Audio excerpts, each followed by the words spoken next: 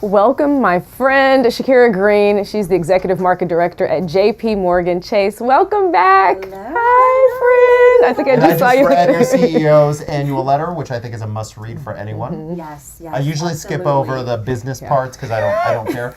I like his views on the wider economy and like policy prescriptions. But yes, so thank Jamie if you see him. Yes. So anyway, Sherkera, Chase.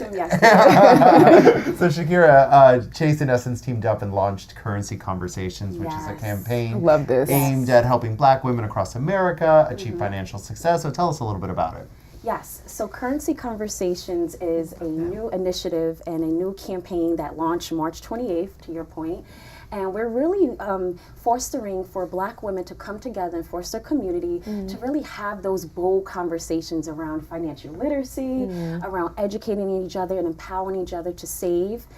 We want to make folks feel comfortable to have the conversation that in the past they haven't. And statistics show that 80% of Black women are household breadwinners, right? Versus 50% in white homes. And compared to white women, also Black women are also the most educated segment in the United States, yet that doesn't translate over to generational wealth. So by having these currency conversations, we're encouraging Black women to come together. Let's talk about the importance of savings.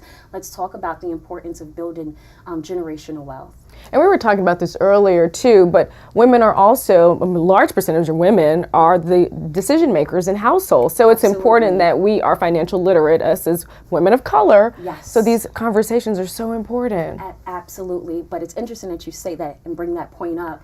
Although we are the breadwinners, the median range for wealth with single Black women is $200 compared to $15,600 with white women. So it's very alarming. Huge gap, huge area of opportunity to increase those conversations and educate them and give them the tools and resources to become more financial savvy. So your CEO had a whole section on the work that JP Morgan Chase is going to do with the Black community aimed at helping reduce the gaps, which have a lot to do with historical land ownership, et cetera, et cetera. But moreover, he also had another section about women.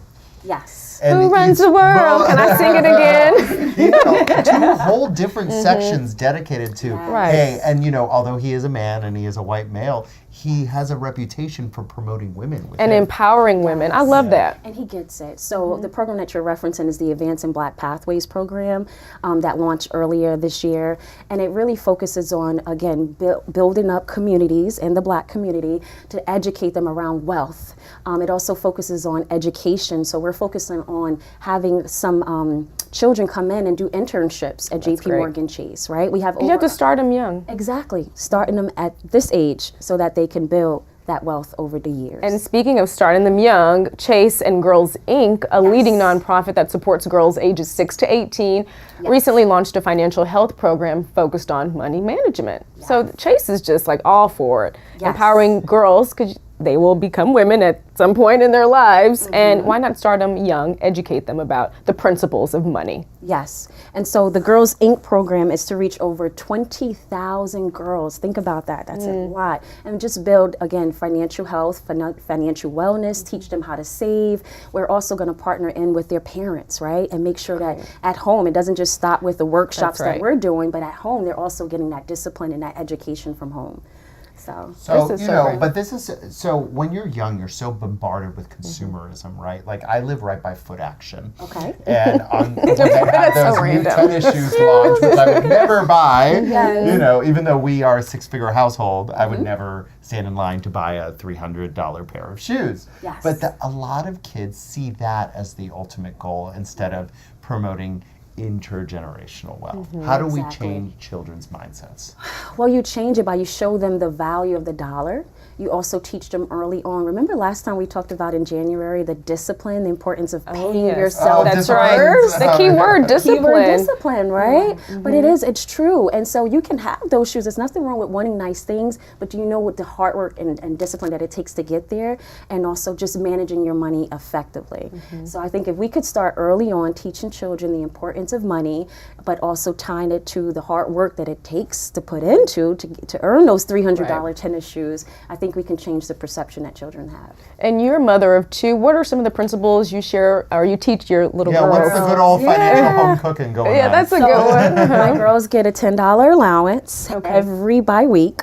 So they do when you get a check, they get an allowance. I love They that. get an allowance, Okay. exactly. So when I get paid, I pay That's them. something good that parents should note. Yep. And they love this store in Jersey, and I think New York has some, but it's called Five Below. Okay. And so they get their $10, and they love to go to Five Below, but they cannot exceed over their $10 limit. So that means you need to incorporate your tax and all of that, because mommy's not going to give you any extra money over the $10.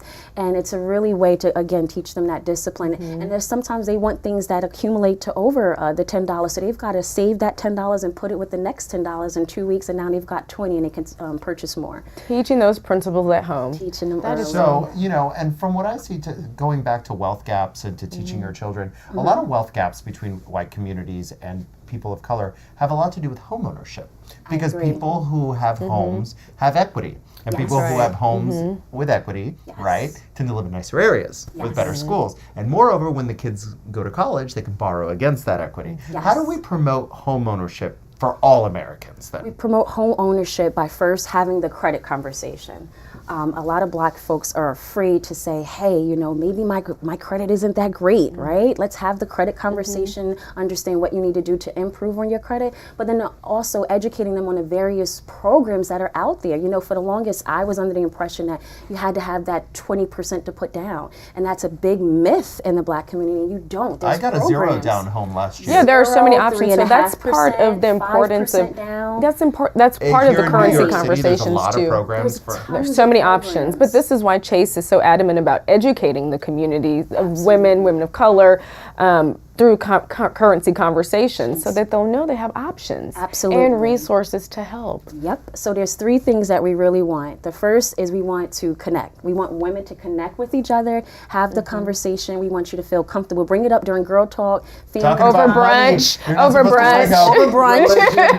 What is it? Religion, politics, and money are the 3 things you're not supposed to talk about. And Beyonce. Yeah. That's right. There you go. We don't just speak those things, right? But no, we want. That's how you change the misconceptions, right? Is have the conversation. But then we also want you to connect and put it out there. Hashtag savings it. Hashtag currency conversations.